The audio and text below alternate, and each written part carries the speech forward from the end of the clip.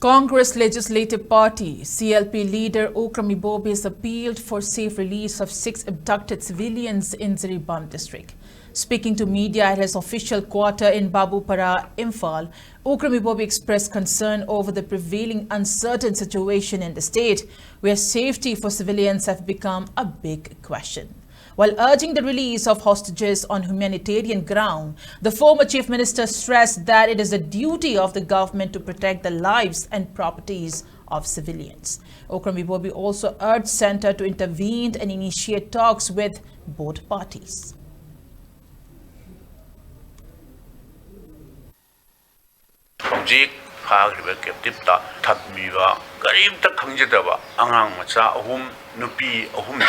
Chumbalan bana tongan ba mani mioi bagi minung siga loinana thadok pirakpana khwaidagi asingba achumba decision oigani haibasini akoi gi party gi side tagi koi appeal tawjaning bse ado koi hanjan nadi haire state amada leiriba government center da sarkar pairiba government asiga party amakhakta oiba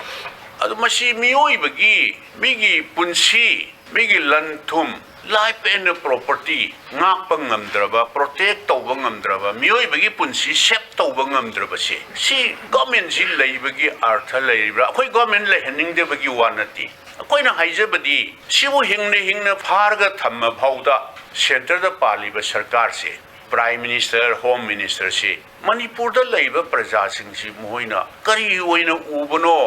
tumin kang dauna mi nati na khallaba jala government of India na state governments da matiang pangbiraga na solution ama puramba yarabani na idi khanjeba violence ki mafam leite wari sanarga waroi sin purakna ba adunatana idi atai atopa leigani na idi thajde